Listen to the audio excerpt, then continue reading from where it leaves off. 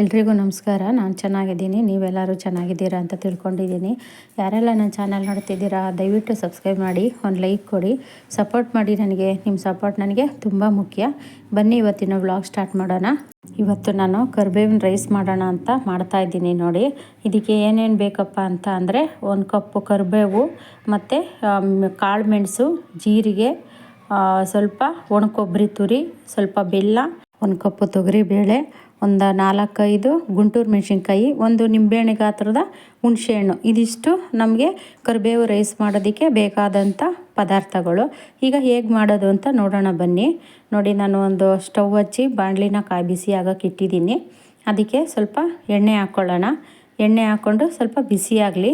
ಇದು ಬೆಳಗಿನ ಬ್ರೇಕ್ಫಾಸ್ಟ್ಗೆ ತುಂಬಾ ಆಗುತ್ತೆ, ಟೇಸ್ಟಿಯಾಗೂ ಚೆನ್ನಾಗಿರುತ್ತೆ, ಮಕ್ಕಳಿಗೆ ಎಲ್ಲ ತುಂಬ ಚೆನ್ನಾಗಿರುತ್ತೆ ನೋಡಿ. ಈಗ ಎಣ್ಣೆ ಬಿಸಿಯಾಗಿದೆ. ಈಗ ನಾನು ತೊಗರಿಬೇಳೆ ಹಾಕ್ತಾಯಿದ್ದೀನಿ. ತೊಗರಿಬೇಳೆ ಸ್ವಲ್ಪ ಹುರ್ಕೋಬೇಕು, ಅದು ಹಸಿ ವಾಸನೆ ಎಲ್ಲ ಹೋಗ್ಬೇಕಲ್ಲ, ಹಾಗಾಗಿ ನಾವು ಅದನ್ನು ಚೆನ್ನಾಗಿ ಹುರ್ಕೊಬೇಕು ನೋಡಿ. ಇವಾಗ ಅದು ಸ್ವಲ್ಪ ಫ್ರೈ ಆಗಿದೆ. ಪೂರ್ತಿ ಫ್ರೈ ಆಗೋ ತನಕ ಬೇಡ, ಸ್ವಲ್ಪ ಫ್ರೈ ಆದರೆ ಸಾಕು. ಅದಕ್ಕೆ ನಾವು ಇವಾಗ ಜೀರಿಗೆ 2 ಸ್ಪೂನು ಜೀರಿಗೆ ಹಾಕ್ಕೊಂಡಿದ್ದೀನಿ, 1 ಸ್ಪೂನು ಕಾಳು ಮೆಣಸು ಹಾಕ್ಕೊಂಡಿದ್ದೀನಿ. ಅದನ್ನು ಸ್ವಲ್ಪ ಅದ್ರ ಜೊತೆಯಲ್ಲೇ ಚೆನ್ನಾಗಿ ಹುರ್ಕೊಳ್ಳೋಣ. ಅದು ಹುರಿಬೇಕಾದ್ರೆ ಅದ್ರ ಪರಿಮಳ ಘಮ ಘಮ ಅಂತಿರುತ್ತೆ. ಎಷ್ಟು ಘಮ ಅಂದರೆ ತುಂಬ ಘಮ ಘಮ ಅಂತಿರುತ್ತೆ. ಮಕ್ಕಳಿಗೆ ಬೆಳಗಿನ ಬ್ರೇಕ್ಫಾಸ್ಟಿಗೂ ಆಗುತ್ತೆ, ಮಧ್ಯಾಹ್ನ ಊಟಕ್ಕೂ ಆಗುತ್ತೆ. ಈ ಥರ ಮಾಡಿಕೊಟ್ರೆ ತುಂಬ ಚೆನ್ನಾಗಿ ತಿಂತಾರೆ, ರುಚಿಯಾಗೂ ಇರುತ್ತೆ. ಈಗ ನಾನು ಅದ್ರ ಜೊತೆಯಲ್ಲೇ ಕರಿಬೇವು ಜಾಸ್ತಿ ಹಾಕಿದಷ್ಟು ಟೇಸ್ಟ್ ಇರುತ್ತೆ. ಕರಿಬೇವು ಹೆಚ್ಚಿಗೆ ಹಾಕಿದ್ರೆ ಏನೂ ಪ್ರಾಬ್ಲಮ್ ಏನೂ ಆಗೋದಿಲ್ಲ.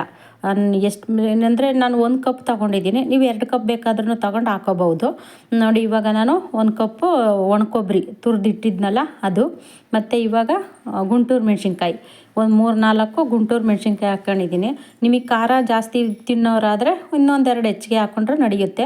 ಯಾಕೆಂದರೆ ನಾವು ಫಸ್ಟ್ಗೆ ಸ್ವಲ್ಪ ಕಾಳು ಮೆಣಸು ಹಾಕಿರ್ತೀವಿ, ಹಾಗಾಗಿ ಗುಂಟೂರು ಮೆಣಸಿನ್ಕಾಯಿ ನಾವು ನೋಡ್ಕೊಂಡು ಹಾಕೋಬೇಕು. ಇದು ಖಾರ ಇರುತ್ತಲ್ಲ, ಹಾಗಾಗಿ ಇದನ್ನು ಸ್ವಲ್ಪ ಚೆನ್ನಾಗಿ ಬಾಡಿಸ್ಕೋಬೇಕು.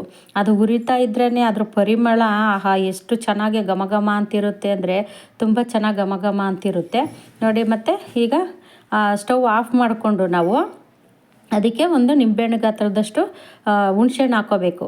ಹುಣಸೆಹಣ್ಣು ಮತ್ತು ಬೆಲ್ಲ ಬೇಕು ಅಂದರೆ ಹಾಕೋಬೋದು, ಇಲ್ಲಾಂದರೆ ಸ್ಕಿಪ್ ಮಾಡ್ಬೋದು. ರುಚಿಗೆ ತಕ್ಕಷ್ಟು ಉಪ್ಪು.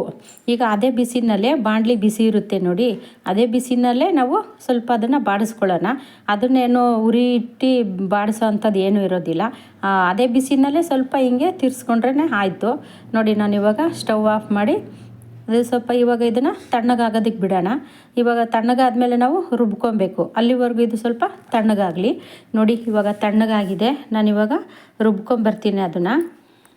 ಈ ಥರ ಕರಿಬೇವಿನ ರೈಸ್ ಮಾಡ್ತಾಯಿದ್ರೆ ತುಂಬ ಟೇಸ್ಟಿಯಾಗಿರುತ್ತೆ, ಆರೋಗ್ಯಕ್ಕೂ ತುಂಬಾ ಒಳ್ಳೆಯದು. ಇದು ಮಕ್ಕಳಿಗೆ ಮಾಡಿಕೊಡಿ, ತುಂಬ ಚೆನ್ನಾಗಿರುತ್ತೆ ನೋಡಿ. ನಾನು ರುಬ್ಕೊಂಡು ತಗೊಬಂದಿದ್ದೀನಿ. ಇವಾಗ ಅದನ್ನೆಲ್ಲನೂ ಒಂದು ಬೌಲಿಗೆ ಹಾಕ್ಕೊಳ್ತಾ ಇದ್ದೀನಿ ನೋಡಿ.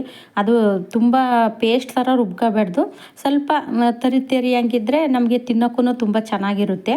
ಇನ್ನು ಮತ್ತು ಇವಾಗ ಅದಕ್ಕೆ ಒಗ್ಗರಣೆ ಕೊಡೋಣ. ನಾವು ಇವಾಗ ರುಬ್ಬೆಲ್ಲ ಆಯ್ತಲ್ಲ, ಅದಕ್ಕೆ ಈಗ ಇನ್ನೊಂದು ಸ್ಟವ್ ಹಚ್ಕೊಂಡು ಮತ್ತೆ ಇನ್ನು ಅದೇ ಕಡಾಯಿಗೆ ನಾವು ಫಸ್ಟು ಹುರ್ಕೊಂಡಿದ್ವಲ್ಲ, ತೊಗರಿಬೇಳೆ ಎಲ್ಲನೂ ಹುರ್ಕೊಂಡಿದ್ವಲ್ಲ, ಅದೇ ಕಡಾಯಿನಲ್ಲೇ ಇವಾಗ ನಾವು ಇನ್ನೊಂದು ಸ್ವಲ್ಪ ಎಣ್ಣೆ ಹಾಕ್ಬಿಟ್ಟು 1-2 ಸ್ಪೂನ್ ಎಣ್ಣೆ ಹಾಕ್ಕೊಂಡು ಈಗ ಅದಕ್ಕೇ ನಾವು ಬಿಸಿಯಾಗಿದೆ. ಈಗ ನಾನು 1-2 ಸ್ಪೂನು ಸಾಸಿವೆ ಹಾಕೋತಾ ಇದ್ದೀನಿ. ಸಾಸಿವೆ ಸ್ವಲ್ಪ ಸಿಡಿಲಿ. ಅದು ಸಿಡ್ದಾದ್ಮೇಲೆ ನೀವು ಇವಾಗ ಸ್ವಲ್ಪ ಜೀರಿಗೆ ನಾವು ಮುಂಚೆನೂ ಹಾಕಿರ್ತೀವಿ, ಆದರೂ ಒಗ್ಗರಣೆಗೂ ಒಂದು ಸ್ವಲ್ಪ ಜೀರಿಗೆ ಹಾಕ್ಕೊಳ್ಳೋಣ. ಅದು ಸ್ವಲ್ಪ ಜೀರಿಗೆ ಎಲ್ಲ ಸಿಡ್ದಾದ್ಮೇಲೆ ಇವಾಗ ನಾವು ಕರಿಬೇವು, ಸ್ವಲ್ಪ ಕಡಲೆಬೀಜ ಹಾಕ್ಕೊಳ್ಳೋಣ. ಕಡಲೆಬೀಜ ಹಾಕ್ಕೊಂಡು ಸ್ವಲ್ಪ ಇದೆಲ್ಲ ಚೆನ್ನಾಗಿ ಫ್ರೈ ಆಗಲಿ. ಈಸಿಯಾಗೂ ಮಾಡ್ಕೋಬೋದು, ಇದು ತುಂಬ ಟೇಸ್ಟಿಯಾಗಿರುತ್ತೆ. ಹಂಗಾಗಿ ನೋಡಿ, ಇವಾಗ ಸ್ವಲ್ಪ ಅರಿಶಿನ ಹಾಕ್ತಾಯಿದ್ದೀನಿ ನಾನು. ಸ್ವಲ್ಪ 1 ಟೀ ಸ್ಪೂನಷ್ಟು ಅರಿಶಿನ ಪೌಡ್ರು ಹಾಕಿ ಚೆನ್ನಾಗಿ ಅದನ್ನು ಮಿಕ್ಸ್ ಮಾಡ್ಕೊಳ್ಳೋಣ. ಈಗ ನಾವು ರುಬ್ಬಿಟ್ಕೊಂಡಿದ್ವಲ್ಲ ಪೌಡ್ರು, ಆ ಪೌಡ್ರನ್ನು ಅದ್ರ ಜೊತೆಗೆ ಹಾಕ್ಕೊಂಡು ಸ್ವಲ್ಪ ಅದನ್ನು ಸ್ವಲ್ಪ ಒಂದು ಮಿಕ್ಸ್ ಕೊಡೋಣ. ಅದೇನು ಜಾಸ್ತಿ ಬೇಯಿಸೋ ಅಂಥದ್ದು ಏನೂ ಇರೋದಿಲ್ಲ, ಏಕೆಂದರೆ ನಾವು ಅದನ್ನೆಲ್ಲ ಫಸ್ಟ್ಗೆ ಹುರಿದು ನಾವು ಪುಡಿ ಮಾಡ್ಕೊಂಡಿರ್ತೀವಲ್ಲ, ಅದಕ್ಕೋಸ್ಕರ ಇದೇನು ಮತ್ತೆ ಜಾಸ್ತಿ ಬೇಯಿಸೋ ಅಂಥದ್ದು ಏನೂ ಇರೋದಿಲ್ಲ. ಈಗ ಅದನ್ನೆಲ್ಲ ಮಿಕ್ಸ್ ಆದಮೇಲೆ ಇವಾಗ ನಾವು ರೈಸ್ ಹಾಕ್ಕೊಳ್ಳೋಣ. ರೈಸು ನೀವು ಹುಡಿ ಮಾಡ್ಕೊಂಡು ಹಾಕ್ಕೊಳ್ಳಿ. ನಾನು ಅವಾಗಿನ್ನೂ ರೈಸ್ ಮಾಡಿ ಇಟ್ಟಿದ್ನಲ್ಲ, ಹಂಗಾಗಿ ಅದು ಬಿಸಿದು ಹಂಗೆ ಹಾಕ್ತಾಯಿದ್ದೀನಿ. ಅದು ಸ್ವಲ್ಪ ತಣ್ಣಗಾಗಕ್ಕೆ ಬಿಟ್ಟಿರಲಿಲ್ಲ. ನಾವು ಈ ಥರ ಹಾಕ್ಕೊಂಡ್ರೂ ಅದರಲ್ಲೇ ಕಲಿಸ್ಕೊಂಡ್ರೂ ನಡೆಯುತ್ತೆ. ಎಷ್ಟು ಬೇಗ ಆಗುತ್ತೆ ಅಂದರೆ ತುಂಬ ಚೆನ್ನಾಗಿ ಆಗುತ್ತೆ. ಈಗ ನಾವು ಹೊರಗಡೆ ಹೋಗಿ ಬಂದಿರ್ತೀವಿ, ಸಾಂಬಾರು ಇರೋದಿಲ್ಲ, ಈ ಥರ ಪೌಡ್ರ್ ಮಾಡಿ ಇಟ್ಕೊಂಡ್ರೆ ನಾವು ಅರ್ಜೆಂಟಿಗೆ ತಕ್ಷಣಕ್ಕೆ ಈ ಥರ ಒಂದು ಒಗ್ಗರಣೆ ಕೊಟ್ಟು ಮಿಕ್ಸ್ ಮಾಡಿಕೊಂಡ್ರೆ ಬೇಗನೆ ಆಗೋಗುತ್ತೆ. ತುಂಬ ಟೇಸ್ಟಿಯಾಗೂ ಇರುತ್ತೆ, ಬೇಗನೂ ಆಗುತ್ತೆ. ಮಕ್ಕಳಿಗಂತೂ ಈ ಥರ ಮಾಡಿಕೊಟ್ರೆ ಒಂದೆರಡು ತುತ್ತು ಎಕ್ಸ್ಟ್ರಾನೇ ತಿಂತಾರೆ. ತುಂಬ ಟೇಸ್ಟಿಯಾಗಿ ಇರುತ್ತಲ್ಲ, ತಟ್ಟೆಯಲ್ಲಿ ಒಂದು ಸ್ವಲ್ಪನೂ ಬಿಡದಂಗೂ ಸಹ ತಿಂತಾರೆ. ಮಕ್ಕಳಿಗಂತೂ ತುಂಬ ಚೆನ್ನಾಗಿರುತ್ತೆ ಇದು. ಈ ವಿಡಿಯೋ ಇಷ್ಟ ಆದರೆ ಒಂದು ಲೈಕ್ ಮಾಡಿ, ಸಬ್ಸ್ಕ್ರೈಬ್ ಮಾಡಿ, ಸಪೋರ್ಟ್ ಮಾಡಿ ನನಗೆ. ನಿಮ್ಮ ಸಪೋರ್ಟ್ ನನಗೆ ತುಂಬ ಮುಖ್ಯ.